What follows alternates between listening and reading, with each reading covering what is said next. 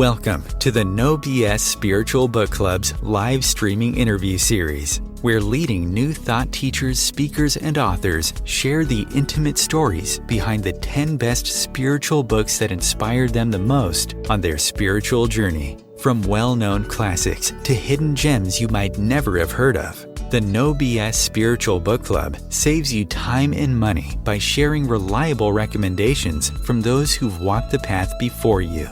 The No BS Spiritual Book Club, the only no BS guide to the best spiritual books to inspire your own journey of self-discovery. Here's your host, founder of the No BS Spiritual Book Club, Sandie Sedgbeer.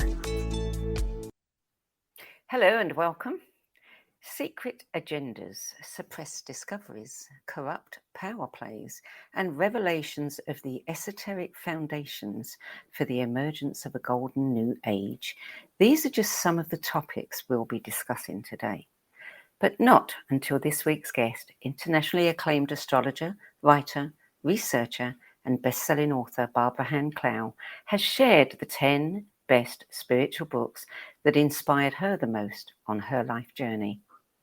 A ceremonial teacher and visionary leader in Mayan Calendar research, Barbara Hand Clow is widely known for her best-selling non-fiction books, which include The Pleiadian Agenda, Alchemy of the 9 Dimensions, Awakening the Planetary Mind, Astrology and the Rising of Kundalini, The Mayan Code, and 3 highly controversial, fictional, or are they, books known as the Revelations Trilogy, which weave together esoteric teachings on prophecy, power, ritual, and divination, with revelations of deep secrets, hushed discoveries, and secret power rituals at work in the Vatican. But more of that later. Let's meet Barbara Hand Clow. Barbara, welcome. Thank you for having me. This is a joy. As I said to you, I love books so much that I can barely stand it. I know. It is a kind of passion. Yeah, I thought I could read every book in the world before I died, but I've accepted the fact that's not quite possible now. I do resonate with that. Absolutely. Yeah, it is. There's not enough time, is there? We wouldn't be able to work if we were just spending all our time reading.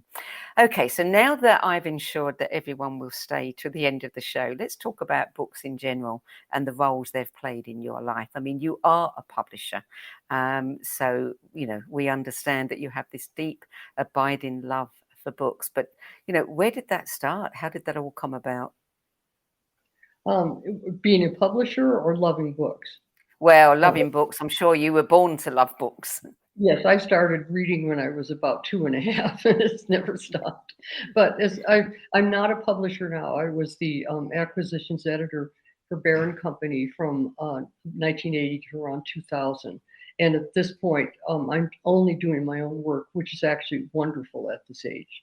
So I'm out of publishing at this point, but I still am very involved with them and helping them in any way I can because they're a wonderful company. They are indeed. So when did you make that switch then between publisher and author? Well, I was an author all the way through the whole. In fact, I was an author before I became a publisher. My first book came out in 1976, and it was a book on stained glass with Little Brown. And then I got involved in publishing in 1983, and I'm just trying to remember if I'd written anything else. And then my next book came out in 1986, not with my own publisher, but with Llewellyn. And so I started out with other publishers, which was a good idea, but eventually I was also handling publicity at Bear. And I brought my own work into Bear because I just couldn't have a split reality because it was so intense. And then I was able to combine publisher and writer, which was actually kind of fun. So I had to go to lots of conferences and lots of workshops and things like that. And whenever I went any place, I had 2 hats on. And it was very, very efficient in terms of publicizing myself and then also finding authors for the company. So as I went around, I was hunting for authors and making my own presentations. And it was excellent because it cut everything down to half, travel and leaving home and all that. So having been steeped in books, most of your life. How challenging was it for you to have to distill your list down to just 10? How challenging was it for me to what? Was it for you to distill this list of books down to just 10? Oh, 10 it was books. very, very difficult because I could have easily listed 300 or 400 favorite books. But you asked for the books that influenced me the most. And so these books actually are very influential in mostly my nonfiction world. A lot of these books, you notice probably there's a lot of science. And Alchemy of Nine Dimensions is a book on analyzing science in relationship to consciousness. And so a lot of these people are actually behind Alchemy, which I think is my most original work. A lot of my work, my main issue in this lifetime has been to get everybody to read great books. And so often I would write a book about, so I would sit around as an acquisitions editor and realize it was really important for a certain book to come out, but nobody turned it in. And so 3 or 4 times I just did it myself. I just turned around and wrote a book on a topic that I knew we all needed. So it's an interesting mixture, complex. Do you remember the first spiritual book that you ever read? Boy, that's going to be hard because my grandfather, who was a Cherokee record keeper, was my teacher starting at age 4.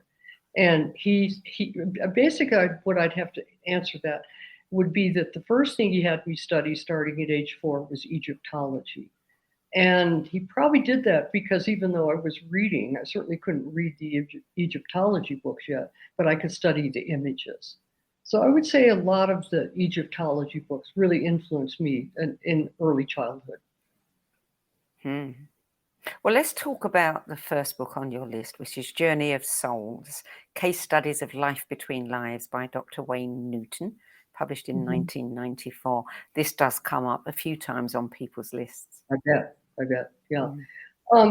That book really is an important book to me because in 1998, one of my children died. My second son drowned while he was doing research on native trout. He was a biologist, and I was bereft. I had 4 children, and so his wife, who's still very, very close to me, recommended this book, and she thought it would help me. She read it, and it helped her, and it was just incredibly helpful to me because the problem I was having when my son Matthew died was where is he? That horrible feeling that anybody who has lost a child understands, where you if you don't know where your child is, it's like the most anxiety producing thing that can occur in your life. And so this book, Journey of Souls, does, well, first of all, Dr. Newton was a hypnotherapist and a psychologist. And in his career, he kept noticing that people were going into past lives as well as being in therapy with him.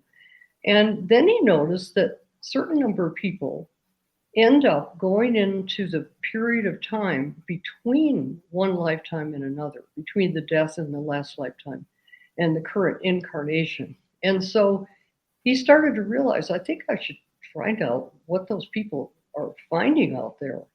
And so he then devoted 10 years of his therapy time to mapping the universe out there between the end of a life and the beginning of the next one, which of course is the issue of the soul.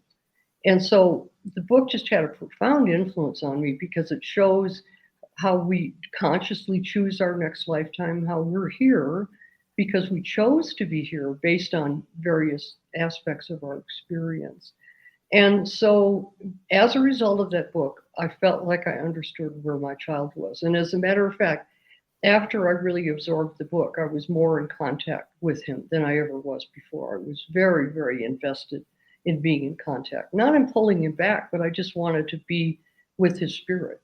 And that book really helped me access him again, which is very wonderful. I've recommended it to 20 or 30 people who have lost someone and they feel bereft.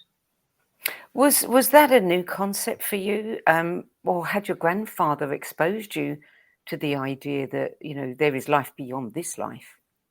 Good question, because that was a new concept for me. And I will say that I'm fairly spiritually developed in terms of knowledge about what people know. And so, as far as I know, the way Dr. Newton handled this was a pretty new concept for almost everybody. This was a real breakthrough.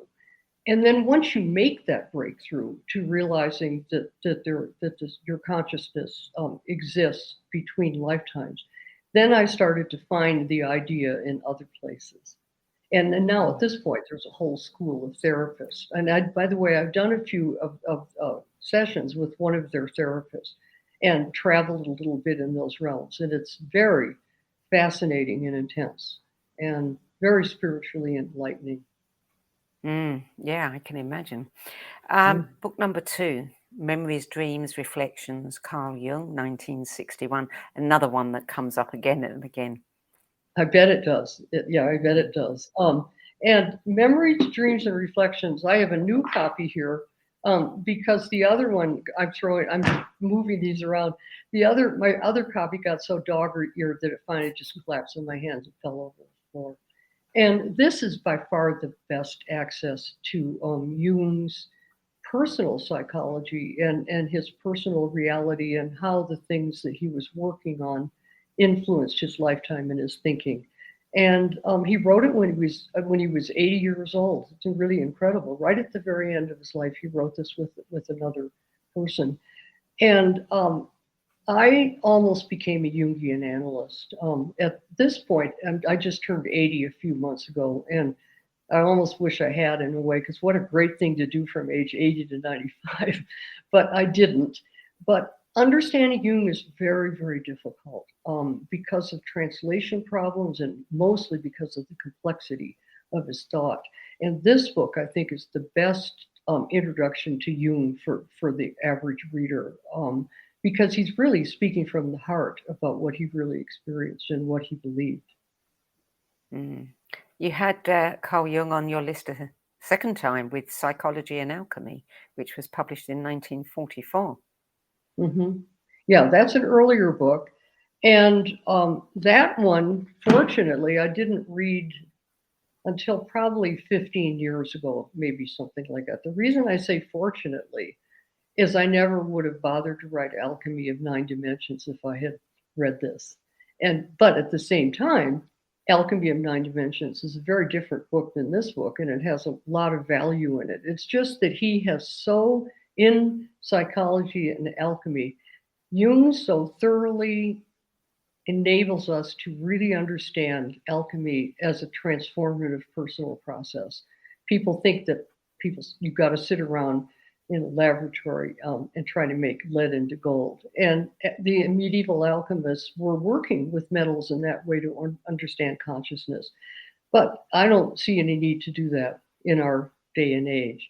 Yet at the same time, alchemy, which is the transmutation of consciousness to higher levels of awareness, is something that all of us should pursue. I believe it's the ultimate approach to the transmutation of consciousness. Indeed, yeah. You and I had a little email dialogue about the next book, which is Not in His Image, Gnostic Vision, Sacred Ecology and the Future of Belief by John Lash, which was published in 2006. And I mentioned that somebody had recommended this to me, and I started reading it and just couldn't get into it. So I was curious to know why. How did you respond? How did you respond to reading? I couldn't get into it. I just found, for some reason, it just didn't grab me. It's what I call the Gnostic block, which is a really hard thing to get through. Not that you should. It's not that anybody really should, as far as I'm concerned. But Gnosticism as a religion and as a theology has been completely distorted by 95% of the scholarship that exists on Gnosticism. And we all have been very, very curious, especially since the Nag Hammadi scrolls were found. We wanted to understand Gnosticism. And so, Sandie, I had to read it 3 times before I could read it. I've had that experience with a few other books too, But the reason that I recommend it is that John Lash's understanding of the archons, which is this is a part of, there are two things that are really valuable in Gnostic theology. One of them is that we are being influenced and even controlled by archons. And these archons are coming from, there's a whole complex issue of how they got into our world, which we don't really have time for. But the archons are basically the archetypes of the planets, and I'm an astrologer. And so when I wrote my trilogy, in which I wanted to explore the influence of astrology on the characters, that's a minor theme, but it's a very present theme. I was thrown into a complete dark night of the soul, because what started the trilogy was I looked ahead in 2011 to try to figure out what was going to be happening in the next 10 or 15 years. And when I looked ahead, I could see that our culture and the world society was going to crack in 2020 because of a series of planetary transits. So when I wrote the trilogy and tracked that building disaster, I was shocked to see that I was right. There was something so profoundly shocking to me that it was actually possible to see that through planetary analysis. And so I went back to John Lash's book, and first time I read it was like 2003 or something like that, whenever it came out. And I looked more deeply into this issue and what the Gnostics were concerned about specifically was that up until around 0 AD or maybe 200 BC, up until like 2,000 years ago, we understood that the archons were controlling us and affecting it. It's called fate. And so people were taught spiritual teachings for how to transcend the archons and use them at the highest level. And so then when Christianity came along, Christianity basically crushed Gnosticism and assumed that they had the right to just take control of people's spirituality. And they squashed that whole teaching about the archons and transcending the archons and rising to another level. And I think what we see in the world today is a direct result of that disaster. And so John Lash's book helped me understand for the first time really what the Gnostics were really saying, because they were just so completely distorted and criticized that their teaching has been lost to us basically until John Lash's book. So that's why, but I know what you mean. It's what I call the Gnostic block. Because it sounds like the weirdest. Yeah, these archons sound like the weirdest extraterrestrial banana heads that ever landed on the Earth.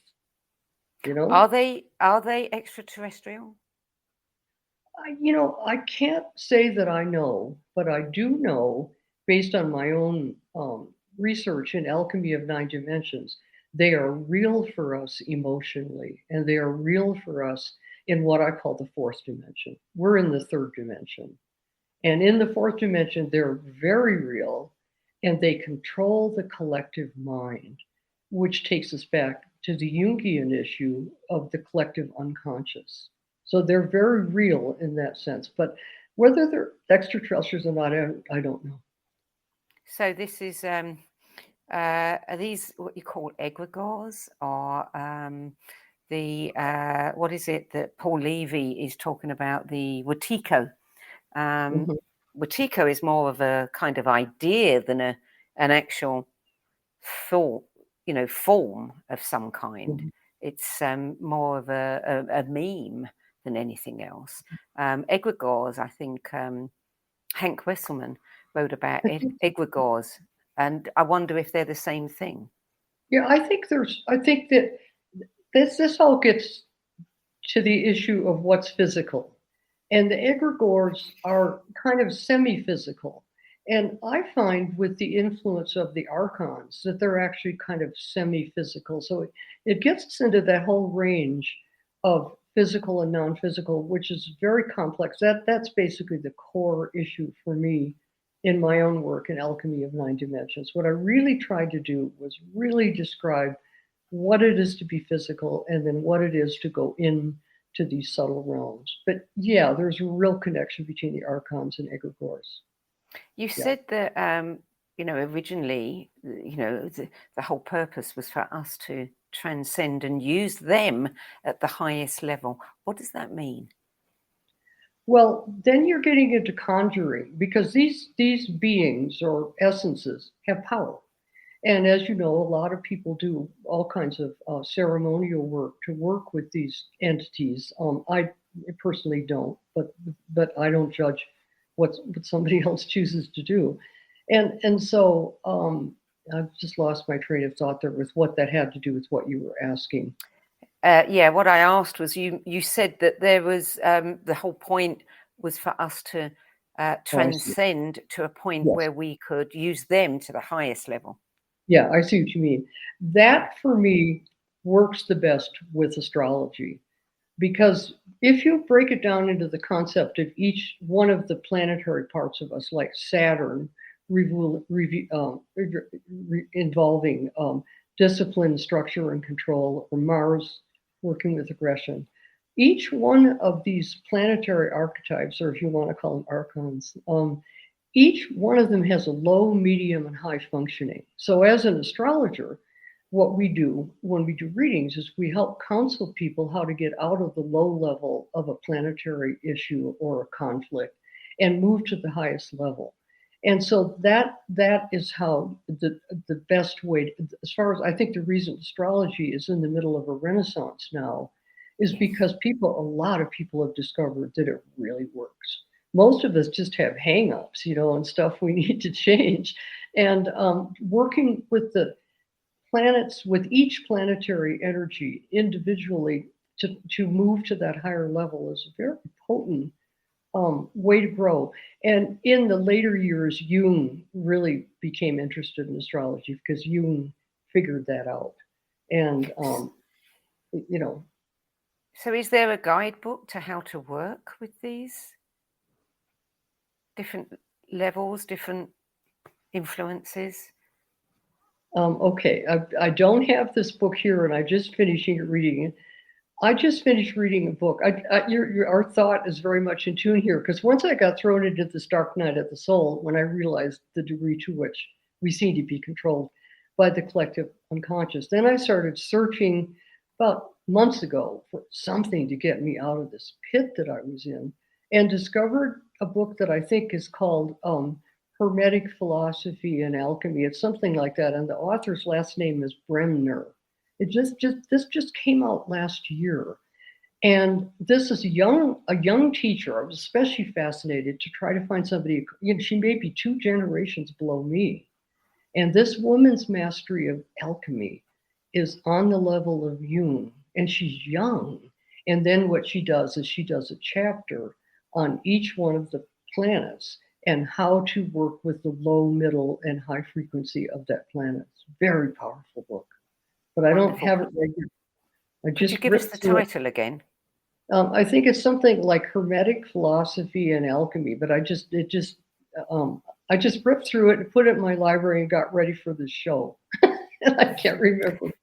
That's definitely a book that.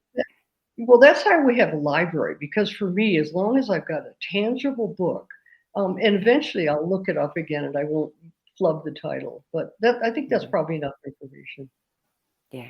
Okay, good. That's definitely one that I'm going to look into. Last name is Bremner, Bremner. Yeah, that'll bring it up. Oh, yeah. Thank you. Okay, so we've been digressing, but it's really important information, I think. Yes.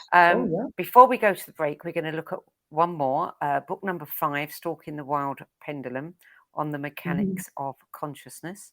It's Art Bentov, published in 1977. Yeah. Have you read that? No, I haven't. Okay. It's on my iPad. Because the reason I'm asking is I think this is a book whose time has come, even though it was very popular.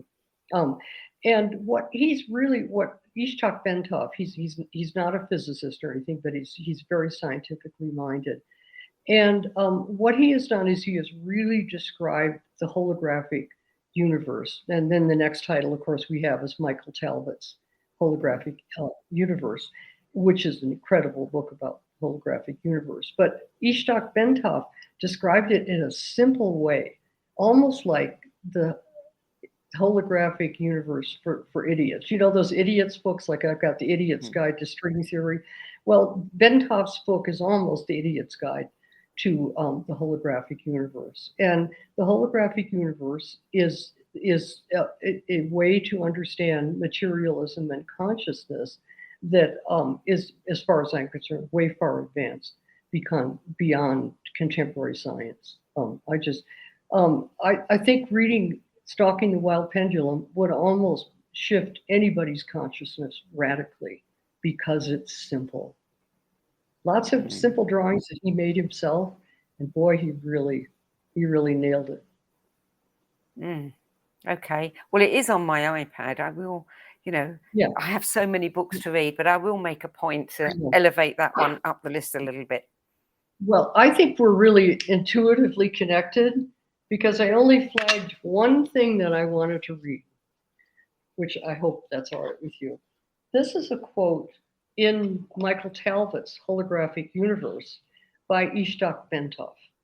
And he says, "We human beings consider ourselves to be made up of solid matter. Actually, the physical body is the end product, so to speak, of the subtle information fields which mold our physical body as well as all physical matter. These fields are holograms which change in time and are outside the reach of our normal senses. This is what clairvoyants perceive as colorful egg-shaped halos or auras surrounding our physical bodies." And that's from Stalking the Wild Pendulum. And I think it gives you a pretty good sense of where this guy's brain went. And there was personal tragedy connected with him that got me to read the book. I read it accidentally. My husband was also a publisher. And at the time that this event happened, and I got this book, Jerry was working for Rand McNally in Chicago. And there was a terrible plane crash, and I'm not going to be able to remember the year, but sometime in 1970s maybe. And the whole plane went down, and all of the staff from Rand McNally went down on that plane. And Ishtak Bentov, who was not connected to Rand McNally, he was just on that airplane. My husband was supposed to be on that plane. And so when I found out from a friend that Ishtak Bentov had crashed in that plane, then I got a hold of the book immediately and was astonished by it. I have a little story about that incident because a very good friend of mine, a former boss of mine, his fiance was on that plane, and she was in publishing, so she may well have been one of this team. And Wow. He lost his fiance in that crash. Synchronicity, coincidences. Isn't that interesting? Yeah. No, that is kind of awesome because Baron Company, when I was working there, we published Vibrational Medicine by Richard Gerber, and I'm sure that's on your list. And Richard and Ishtak Bentov were very, very close friends. So the reason I found out immediately about the plane crash was through Richard Gerber, who was just devastated. It's amazing the people who were on that plane. And that's one of my favorite books, Richard's book. Yeah, isn't that a wonderful book? Yeah. If we want to do any storytelling, you want me to tell you how I found that as an acquisition? Do. Okay. All right. I wrote and published a book called Eye of the Centaur, which came out in 1986. Okay, 1986.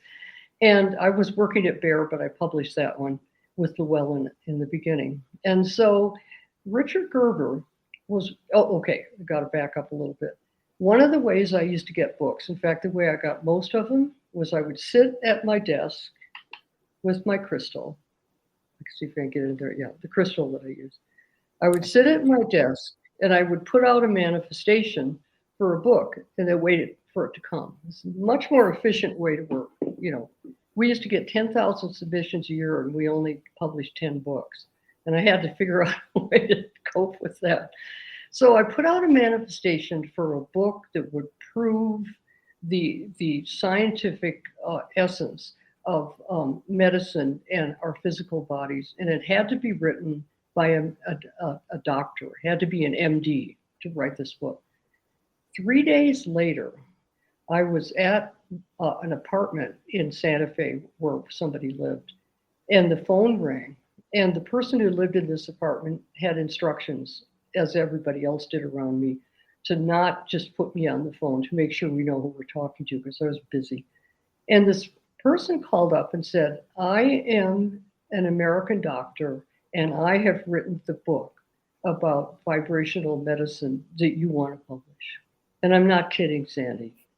And the way he found me was he was walking down the street in Detroit, and he walked by a bookstore.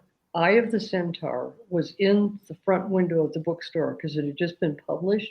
He went in and bought it, read it, called me immediately. Wow. Isn't that amazing? Yeah, so I worked when I had my job. I was able to work fairly efficiently by using these techniques. They really work. I know they work. In fact, I've just been talking to somebody who has a podcast on synchronicity, for which you'd be a great guest because you have some amazing stories. And we were talking about exactly that because I said, I think that synchronicity is very interlinked with intention. Especially with books, don't you say? Like Barbara Marciniak, Burners of the Dawn, which I'm sure you've had that one recommended by many people. It's a wonderful book. And I found Barbara because I was at a conference, and I was standing in the hall trying to figure out what to do next. And about 300 or 400 people went rolling in front of me like a herd of cows and went into a room. So I had a press pass. So I went in the room, and there was Barbara Marciniak, and she was channeling. She was channeling later. So then what I did was I called her up, and I said, we need to publish your book. And so she went, how dare you call me at home? This is just so insulting. And I said, no, I mean it. Then that night, she had a dream about a bear. And our company was called Bear and Company. And she knew that we were the right publisher for her. And that sort of stuff just kept happening. All I had to do was just notice. If by living in general, by synchronicity, it's so much more efficient. Absolutely. I agree with that. We could talk about synchronicity till the cows come home. Yes, we need to go to a break now. So we're going to take a short break and we'll be back with more from Barbara Hand Clow in a few moments. So stay tuned. OMTimes TV. Maya Angelou once said that there is no greater agony than bearing an untold story inside you. I'm Sandie Sedgbeer, and when I'm not hosting OMTimes Media's flagship radio show What Is Going On and the No BS Spiritual Book Club, I help people share their untold stories. Books are my life, my joy and my passion, and there is no greater reward than helping aspiring writers get their books out of their heads and into the hands of those who are waiting to read them. If you feel that you have a book in you but don't know where to begin, visit sedgbeer.com. Click on the Work With Me tab and find out how my experience helping others tell their stories might be just what you've been looking for. That's sedgbeer.com, sedgbeer.com.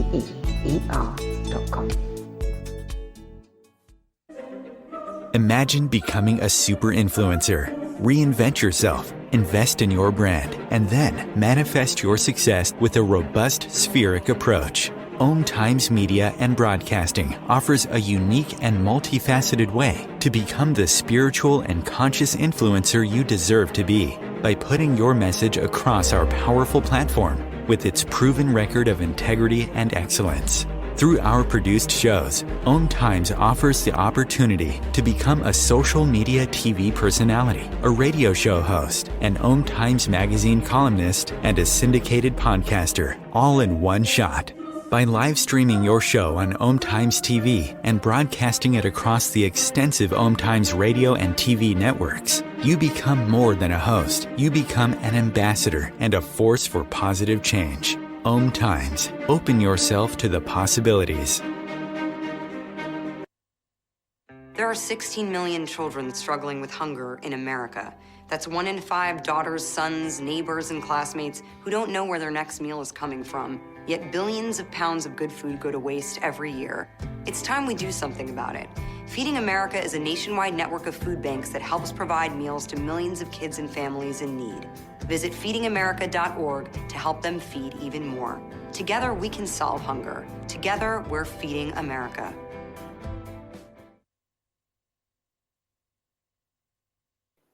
Welcome back. Barbara, we did briefly touch on book number 6, The Holographic Universe by Michael Talbot. Is there anything more that you would like to say about that book? I don't think so, but I just recommend it because the holographic universe and the issue of consciousness and matter being part of a holographic field is such an important thing to grasp. And then Michael Talbot is just a wonderful writer. So there's not too much. And we discussed it by discussing synchronicity, because the reason that synchronicity functions, because in a holographic universe, we're all connected energetically. And Michael does an incredible job of describing that. Yeah. Okay, so book number 7, The End of Time, The Next Revolution in Physics by Julian Barber, 1999, that was published. Yeah. And you probably haven't gotten a recommendation on that because it is a classic physics book, hard to read. When I read physics books, I have to read them 3 times myself. It's just that if I have a good reason to read it, I'll do it. And what Julian Barber did is he turned physics back in 1996. He upended physics, and it's kind of been struggling ever since that time in terms of making advances in thought. Because what Julian Barber did, now remember, he's a classic physicist. So everything I'm talking about involves calculations called gauge theory, which are the way that physicists prove that something is actually real. So the calculations that Julian Barber did in order to accomplish his end, and I'll tell you in a second what it is, would basically fill a football stadium in long lines of mathematical calculations. So this is top grade physics. And what Julian Barber realized is that in another dimension, there is no time. And this book is called The End of Time. And in my system, in Alchemy of 9 dimensions, this is the 6th dimension, which is the dimension of time, which is the dimension of no time, but it's the dimension that creates realities in our dimension, in the 3rd dimension, which are time coded, as we know. We all have to deal with time. So what Julian Barber was interested in proving is that there is a dimension where there is no time. And the 6th dimension, as in my system, we're synonymous on this one, is geometry, sacred geometry. And what happens with sacred geometry is the forms of sacred geometry themselves are eternal and create realities. And he calls this dimension in his system Platonia. And this is the key, because this whole thing is based on, this whole book and my work is all based on Plato. And Plato worked out the way in which the non-physical realm influences us in our dimension, which is solid materialism and time. And so the incredible thing about this book, that this is what just still blows my mind totally. I contacted him. He was Fred Hoyle's favorite colleague. And I contacted Julian Barber just before he died. And I did get a postcard from him back, but he died, unfortunately. We were never able to link up. But what he managed to show by means of gauge theory, classic physics, he managed to show that in this timeless dimension called Platonia, what happens is our thoughts create the energy. And he actually managed to show that our thoughts collect in this timeless dimension and influence us in this realm. Now, that's a very subtle concept, but what's important about it is the physicist has proved this. The physicist has actually proved the real existence of the spiritual realm that communicates to us through sacred geometry. So it's an extremely important book, but the only way you'd work with it is if you cared about that issue, which I definitely do. Wow. That's pretty mind-blowing, isn't it? Yeah, it may also be the future. Like right now, people are really working right now to move their consciousness into the fifth dimension. And I know you've gotten some books that are talking about the fifth dimension influencing us and us moving out of this polarity that we're in into the fifth dimension. Well, this is the next dimension above that. And so I strongly suspect that until people have really moved to the fifth dimension, they're not going to start looking for this. Most of them, you know. That's kind of how it is as we develop. Yeah. So book number 8, Cataclysm, Compelling Evidence of a Cosmic Catastrophe in 9500 BC by D.S. Allen and J.B. Dallaire. That was published in 1997. Is this what Velikovsky was talking about? It's all related. We've been going through like a 50-year discovery of cataclysmic theory. Before the time of Velikovsky, who also I was in communication with him early on. And Velikovsky really broke the ice because until then, everything in the world, all the geological change, all the things that were happening in our world were just slow and never changing. And then cataclysmic theory came in, showing that we have periodic cataclysms, and that then we also have periods of more peaceful, slow growth. But this book, Cataclysm by Allen and Dallaire is a geologist, and Allen was a scientific, basically theoretical scientist. And this book, as far as I'm concerned, proves that there was a huge cataclysm 12,000 years ago, which we know of in our society as the fall of Atlantis. This cataclysm 12,000 years ago is the fall of Atlantis. And so the reason this book has been so influential for me is first as a publisher and then as a writer, as usual with me. I was sitting at my desk looking for a book like this by scientists, as usual.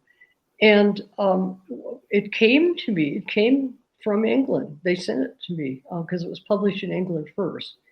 And I acquired it at Bear because I wanted to get it to have a wider audience. And the reason this book was so significant to me is I was trained by my Cherokee grandfather. He was a record keeper, which meant I explored hundreds of thousands of years of time with him. And he insisted that this cataclysm was real, that Atlantis actually is a true story, and that we are suffering. We kind of have can't get the psychological word right now, but we have like post-traumatic stress over this cataclysm. And so the reason why science blocked information about what actually has happened to our planet from a catastrophic point of view. Now at this point, we've made the breakthrough and everybody knows these cataclysms are real, particularly this recent one. But my issue was then I turned around and wrote a book called Catastraphobia. And I don't know if that's ever been recommended to you. It's now been retitled as Awakening the Planetary Mind. And the thesis of my book was what my grandfather told me, which was when I was a little child, my grandfather said that we are a traumatized species because what happened to us, because we don't have our story. And because we were being blocked from the real story about cataclysms, we were a traumatized species. And this is exactly the same as therapy to awaken people's past memory of trauma so they can get beyond it. So I wrote Catastrophobia is a word that means fear of catastrophes. And I wrote Catastraphobia, which was eventually a fairly popular book. And in order to deal with this. And it has influenced a lot of people who have a lot of, like people are way too, for instance, right now, people are way too fearful because they don't realize that what happened in the past. So then what happens is you take the fear from the past, you project it into the present time, and then you have a disaster, which is what's going on right now. Yeah, indeed. Yeah. Okay, book number 9, Hidden Records, Wayne Herschel. Yeah, this is a hard book. 2005. Yeah, this is a hard book. I'm going to read. I decided this is such a complicated book that I wrote something down for it, just because all these words would come pouring out. And what I said about this book is that it's a panorama of ancient artifacts and statuary and all that kind of stuff, where he interprets what that stuff actually means. And it is just a lot of pictures, a lot of drawings, and it is an incredible compendium of what various ancient artifacts that we love actually mean. And then he goes on to that in order to show how the Earth at this point, we know from various researchers, is covered with star maps, such as in Egypt with the Giza Plateau being a star map of Orion. This is something that most people at this point, it took us 20 years of work on this to get this one in, but now people know this. And what Wayne Herschel does in Hidden Records is that he actually gets into reading the star maps, and he starts to explain how this relates to connections with a location in the sky, a star, that basically completely altered human consciousness 17,500 years ago. Now, this really caught my eye because Carl Sagan, near the end of his life, Carl Sagan is certainly someone that I respect. Carl Sagan said that there is anthropological information indicating that there was a profound shift in human consciousness toward more intelligence, and what's kind of more mental development 17,500 years ago. Okay, so this caught my eye with what Wayne Herschel was doing, because Wayne Herschel, well, I'll tell you what he said before I put somebody else into this. Probably Andrew Collins's books have also probably been recommended by people, right? Gods of Eden and different books, right? And Andrew Collins works with the idea that there's a pulsating star in the universe called Cygnus X that affected human consciousness 17,500 years ago and changed the actual genetic intelligence of humans. So then what Wayne Herschel does with this is he says we all are descended from that point when there was such an extreme shift in human consciousness. So the fact that there's some anthropological evidence for this, I have found it in my own research and have dealt with it also from various points of view. Something really happened at that point. And Sandie, the reason I think this is important is I think we're all sensing that something's got to happen pretty soon here. We are at such a dead end, and we're up against such a wall. And the fact that this happened 17,500 years ago, and it actually is a real thing, and it's still detectable by some people, that tells me that it can happen again. And that's what, for the next 5 years, I'm going to be really working on exactly how that can happen, because it has to. How can a star change our consciousness? Oh, stars are your consciousness. In my case, I happen to resonate with the Pleiadians, and different teachers resonate with Sirius, Arcturus, Andromeda, etc. We all have star connections. And so to go back to this issue 17,500 years ago, that would just be probably a connection with one star. But for example, I find Pleiadian influence, and I find this anthropologically and archaeologically, There's evidence for contact with the Pleiadians going back 100,000 years. It's just ubiquitous on our planet. The Pleiadians have really influenced us, which is the reason that people resonate with teachers who are in touch with the Pleiadians. So I think everybody has a star connection as well as an Earth connection, and it's really fun, to explore that. Can you explore that at all through astrology? No. You can see a lot about a person's past lives, but this seems to be operating at another level, a higher level. Probably it's the 8th and 9th dimension in my system. You're getting up into divine levels, and I think it's functioning up there. But I can, even though I can't do it as an astrologer, I often identify people, which star they're connected with, and it's really fun cocktail party play. More interesting than what's your sun sign. And a lot of people are really into it, Yeah. I do remember reading a book where someone was having all these little questions, and depending on your answers, you can work out which star you come from or have an affinity with. But it's just her interpretation of it, so I don't know. But let's move on to the last book, and the very last one is the 12 Tribe Nations, Sacred Numbers and the Golden Age by John Michel and Christine Rohn, published in 1991. Mm-hmm.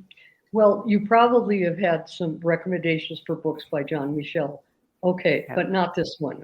That's amazing to me, because he's a really big teacher of our times. He's a very, very close friend of mine. He died about 4 or 5, 6 years ago. And that's amazing, probably because he's complex. But 12 Tribe Nations is kind of the ultimate book for how the surface of our planet is connected with higher dimensions, and how we can do things to enhance that potential. So 12 Tribe Nations is talking about a period on our planet that John just says he doesn't know when it was, but he did, and Christine, but he just says it was a golden age. So this is a book about the golden age. And in this book, they show us what life was like in the golden age. So what life was like, and there is archaeological and anthropological evidence for all of this, even satellite photography. The golden age. Now I'll one up John and say that I think the golden age is definitely the age of Gemini, and the age of Gemini was 6,000 to 8,000 years ago, and the age of Gemini was an air sign. And at this point, we are now we're in the age of Aquarius, which is an air sign. And I think the age of Gemini and the age of Aquarius are enlightened ages. So I think we have a lot to look forward to. And so what they did back in those days, back in the age of Gemini, because they were megalithic people, and they functioned very differently than we do. So in any given geographical zone, like we could take Delphi as a center, or we could take Avery or Stonehenge as a center. There were these gigantic wheels that were drawn from a sacred center, whatever sacred center that is. It could be Delhi, it could be anywhere on the planet. And there's lots of evidence for this. They made a huge circle and divided it into 12 parts. The 12 parts of the big circle were the zodiac, and were related to the astrological ages. And then what people would do is season by season, people would go to let's say it was the spring equinox, which is coming up a week from now in March. They would go to that particular part of the circle, and they would do theater and wear costumes and read literature and do drama. And they would use art in order to awaken that sector of consciousness. And then the other thing that was a big deal, especially to John Michel, was sound was especially important. Now in my system, those wheels, those divided into 12, those are the 6th dimension. But on the surface of the earth, and they're geometrical, obviously. But then what happens is if you use sound, which in my system is the seventh dimension, you can activate the geometry. So if we go back to this issue of the sixth dimension and the end of time by Julian Barber, this would be saying, okay, Julian Barber proved by means of physics calculations that the sixth dimensional, the geometrical realm, is actually affected by our consciousness. He called that the mist in Platonia. And what he said was, he said, what we think about creates the mist in Platonia. And so if we're really thinking about something and have an archetype we're working with, it intensifies it. Well, then we go back to John Michel, who's saying that sound from a higher dimension activates the geometry. And it's a very beautiful 12 Tribe Nations, very beautiful experiential book. Very lovely book. So hopefully some people will go for it. That's another one I'm going to definitely put on my list. What This sign is are you? very, I hope it's in print. I have to honestly say, I hope it's in print. I haven't checked that. What sign are you, Barbara? Oh, I'm an Aquarius. Okay. How about you? Gemini. Okay, see, you resonate, because with the age of Gemini, by the way, the age of Gemini, I've done a lot of work on Catastraphobia, goes back 12,000 years. That's my book, and then we use Cataclysm by Alan and Dallaire. But the age of Gemini is represented by places like Çatalhöyük in Turkey, with all the beautiful imagery on the walls. And I've done quite a bit of work, and it also, by the way, Zoroaster goes all the way back to the age of Gemini. He's gone generation by generation. But Gemini is a very enlightened sign in terms of these larger cycles, the ages themselves. So I think, I really do think we have a lot to look forward to. It's just very difficult right now. Yeah. Absolutely. Yeah. Well, that's your 10 books. I just want to say that I think in the first Journey of Souls, I think I said Wayne Newton. It's Michael Newton, of course. Just wanted to correct that. So I want to talk about your trilogy, because this is something that really captured my attention when I read it. There's just so much information in there. There's so much, so many questions that it actually answered for me, questions I'd had about, and I won't give away all of the story, but what inspired you to write that trilogy? What explains? What inspired you to write the Revelations Trilogy? Okay. Well, as you can see, I'm sitting here exploding on your show about all the dimensions and how each dimension connects to the next dimension. That's all my work in alchemy. And so I had 30 years of teaching these concepts in nonfiction, teaching them in, scientifically, whatever. And I finally just reached the point where I just had to find a way to take it much, much wider. And fiction can do that. And I felt, I've been a writer a long enough time now, I felt like, okay, now I'm ready for fiction. And what fiction can do, and what I did in this trilogy, is the author creates a series of characters. And each one of these characters carries a different field and a different concept. And you certainly could even say an archetype. And so what I wanted to do was I wanted to actually create a trilogy that would show people that you could relate to as a reader, experiencing 9-dimensional consciousness. So if you watch closely, even though it starts out very simple, fiction is fun because you've got to ground yourself in the material realm. Your reader needs to know those characters like their best friend. They need to remember those characters as if they've known them their whole lives, because that's what helps people remember what they read.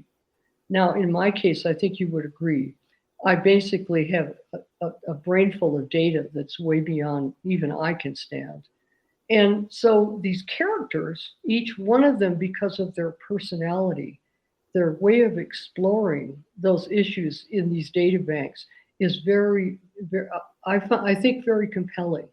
And when it first started coming out, Sandie, back in 2015, it didn't do well at first because people just went, "What on earth is this?" It's multi-dimensional fiction, and we are becoming multidimensional now. We have to. We cannot stay in the third dimension acting like dodos about ready to get our heads knocked off. And many of the things that you share are not fiction. You share an awful lot of information in there that, people think might be conspiracy theory or, just some, fantasist, the work of a fantasist, but much of what you share is true. Mm-hmm. Well, what you're alluding to probably is the possibility maybe that the Templars came to America, the things like that. So many things, the things about the Catholic Church, the parts about the projections of thought forms from other beings. Mm-hmm. Well, what happened, the book, of course, explores priestly sexual abuse because we are now confronting our issues with Christianity. Very few people are willing to go on in the old way anymore. Lots of mothers are not willing to send their kids off to the priest. I mean, this is the simple truth. But also, I don't know if you saw a movie called Spotlight. Spotlight was basically Spotlight is the first book in this trilogy. And I don't know who got what from whom or whether people pulled it in at the same time and stuff like that. But this is a huge issue, Sandie, because we're ending the end of the age of Pisces. And what's happening is organized religion, unless it transforms and transmute itself, it's not going to have much of an influence. And I think that's a real issue for me. I think people need spirituality and ceremony and religion, but we don't need control and abuse and be treated like children. That's one issue. The second issue, which I didn't explore much in the trilogy, but it's a really big deal to me, is that how do I want to put this? I lost my train of thought. There's another major issue in here, but it went right out the window. So let it go. So the trilogy, I mean, all the three books are out now. Are you finding that with the publication of the third one, it's picking up momentum? More and more people are. Yeah. The third one is Revelations from the Source, and that started picking up during COVID because the book, or right after COVID, because the book really goes after what was really going on with COVID. But then what happened was, here's one of the things that really hurt this trilogy. The publisher decided to publish Ruby Crystal, the first one, Revelations from the Ruby Crystal. They decided to publish it in hardback in order to honor me, and they didn't ask me. And my fans just rebelled because they think of me as being a person who is giving a lot of information for the least amount of money as possible. And so that's hurt. But now what's happened is Ruby Crystal is finally out in paperback a couple of months ago. And the whole thing seems to be moving along. Yeah. So is it complete, or are there going to be any more books? It's complete. It's complete. It is complete. Yeah, it's complete, but I can't say whether I'll write a fourth book because right now I'm actually trying to figure that out. As you know, in Source in particular, well, actually all the way through the trilogy, there's some really fascinating side themes, like the issue of the tomb of Jesus in Jerusalem, which is a real thing. I mean, I'm only covering real data, but there's a bunch of themes in the trilogy that have now been proven to be correct. So I'm on the fence between writing another fictional fourth book or going to nonfiction and covering the data in these three books. And I just don't know what to do. And sometimes I think I should relax a little bit at this point. Yeah. Did you find it difficult switching from nonfiction, writing, that is, to fiction? Fiction is terribly hard to write. It tears your heart out of your body. That's the truth. But at the same time, I love those characters so much that during the time I was writing the trilogy, I had a really hard time socializing. And fortunately, I was up in Canada, kind of an isolated location, so it was okay. But those characters were so much more fascinating than anybody that I knew, as far as I was concerned, So Well, it's characters really, do live with you, don't they? As you said oh before, yeah, they they become your absolutely. friends. Well, yeah, and where they came from was really fascinating. When Mm. it came time back in 2011 to switch to fiction, I sat in my writing room with my crystal and I said, okay, Pleiadians, I don't know how to do this. I've never done anything like this before. What do I do? And they said, get out a pen and a yellow tablet, yellow legal tablet, a new one. And they transmitted the names, ages, professions, personal interests, love affairs, etc., of all of these characters. And I sat there for 3 hours and wrote it all down. And that's where they came from. Was that a surprise to you or not? Well, one of my favorite writers is Anthony Trollope, who's a 19th century English writer who wrote 60 novels. And that's how he got his characters. So it could be that he's the only one that I know of, but it could be this is what happens because you can't really write fiction unless you're really in touch with some kind of imaginal realm. Yes. You just can't do it. Mm-hmm. So that's how it came in. And then I went into the kitchen. Jerry, my dear husband, Jerry, whom I teach with, and Jerry was the president of Barron Company, so he's involved in all of this too. And I went in the kitchen. I said, look at this. And I started telling him about the characters, and he just put the spatula down and he said, you got to write this. Now, Sandie, this was bizarre because every time a new book came in, like Chiron or I have to think of some of the other ones, but the books would come in like Kundalini, and Jerry would say, Chiron? What in the hell are you talking about? He basically never greeted any of these crazy ideas I had in the early stages. And this was really something. And so that helped me because I needed it. He's been incredibly supportive. And then one more small story. All the characters came in. I started the first one. I got to the middle of Revelations of the Ruby Crystal. Now, I'm sure you noticed the painter, Armando Pierleoni. Mm-hmm. One of the main characters is a painter, and this painter is a really bad guy. And part of the reason he ended up being a bad guy is my daughter, Lizzie, who's a Scorpio, was the illustrator for this trilogy. And when Lizzie encountered Armando as she was reading the manuscript, she said, Mom, I got to talk to you. She said, look, she said, you are a really nice person. You've been married for 50 years. You have lovely children. You live a very nice life. And he said, and you're just such a nice lady. But the trouble is, make him bad. So I listened to her. I went down to the depths of Armando's psychological conflicts. But then I reached chapter 18, and there I was with Armando, this horrible, terrible person, I'm sure you'll agree. And where was I going to go next? Another character appeared. And this time, this character was actually physical. It was actually this person actually appeared in my study, and I was quite shocked. I never had a physical manifestation like that. And he said, listen, my name is Lorenzo Giannini. I am the most famous Jungian analyst in Rome, and I would like you to know that I have been analyzing Armando for 10 years. And so that's how I got through the rest of the novel, with Armando analyzing Armando. I mean, with Lorenzo analyzing Armando. I thought he was well, the reason I'm telling you these stories is you have to surrender. If you want to write fiction, you have to surrender. You have to forget about what anybody's going to think of you, whether they're going to think that the character you're describing is actually you, You got to forget all of it. You just have to let it happen.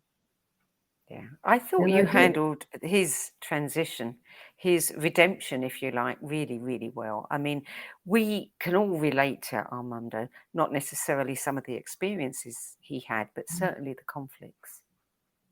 Yeah, yeah. But of course, that's the third book. He's where he really redeems himself and goes, well, he starts doing it in the second book, but he really gets there in the third book.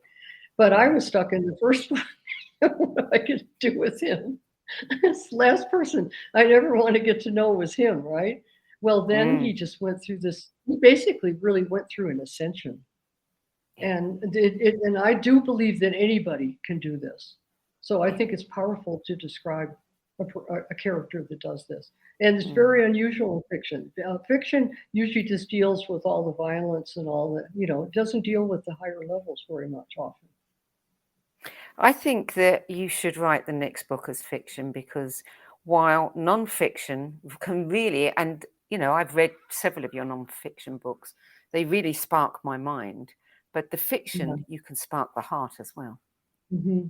Well, thank you for that, because you're the first person I've actually brought this up with. I haven't even talked to the acquisitions editor at the publishing house about this, because I don't know what to do. And so what do you think I'm going to do, Sandie?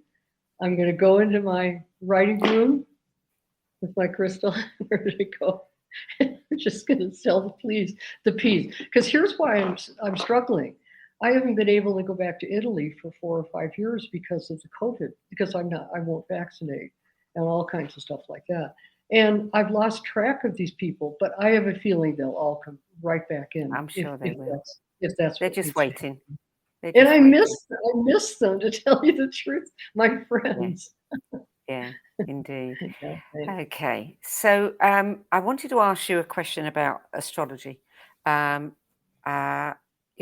about to, this very month, Pluto is moving into Aquarius. Everybody is expecting an awful lot of things. We're already seeing some things that are happening. Do you have anything to share with our audience about what to expect? Yeah, and if I don't write another book, it's going to be because of what I'm doing with astrology, which is on my website, and it's all free. I much prefer it that way. What I'm doing is I'm tracking 2023 through 2027, because I can see that with my analysis of transits, that the worst is almost over, and that a convergence is going to start happening within the holographic field at the planetary level, that's going to enable the best to come from all of us. So what I'm doing basically is tracking the seasons, the equinoxes and the solstices. Every 3 months, I'm going to describe what I think is going on, and then just offer advice for how you can take it to the highest level. So that's what I'm doing with astrology. I don't do individual readings because I don't have time. Yeah, but if you read these interpretations, you basically get a reading anyway. Yeah. Well, that's a very valuable gift, because people do need to know this is such an unprecedented time. They need to know how to navigate. Yeah. Yeah, and I will say one more thing.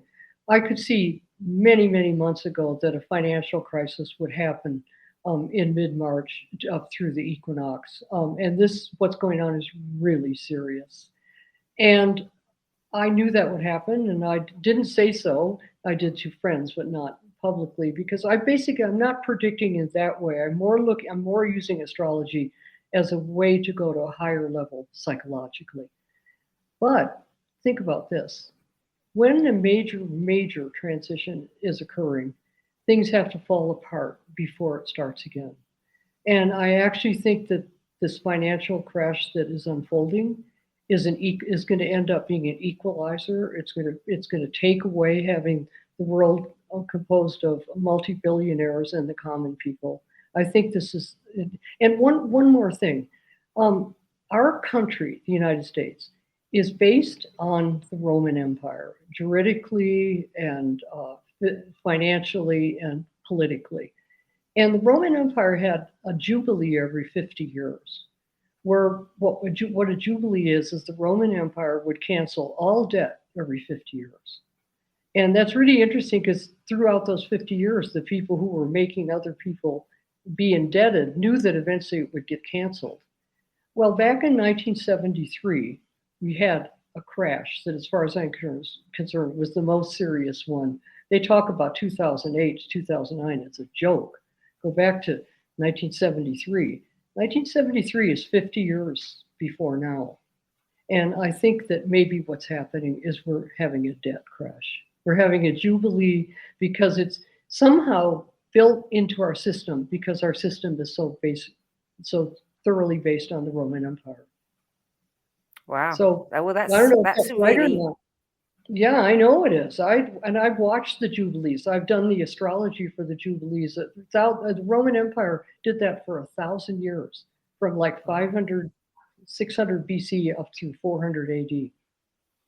Yeah. Well, that really ends the show on a very positive note for people. Yeah. Barbara I'm Hand Clow, very optimistic. Yeah. It's been such a pleasure to talk to you about your books My and pleasure. more. And thank you so much for adding your 10 best list to the No BS Spiritual Book Club's library of recommendations. There's some great recommendations there. And that's what the No BS Spiritual Book Club is all about, so that we can find the books that we don't know about, that we need to know about. Well, so this is you. a joy. Yeah, this is a Thank joy. you And you may or may not know, but I studied with Matthew Fox for graduate school. I do and I know. you. Yeah, and Matt has been a real important person on your show. So this is just a great gathering of people who are just determined to have books make us happy, regardless of what anybody else thinks.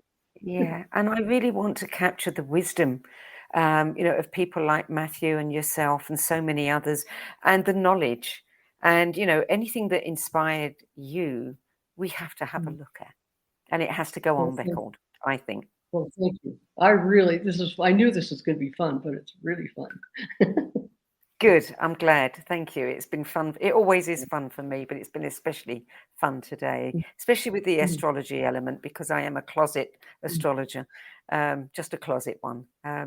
Not that practiced, but certainly know enough to be dangerous.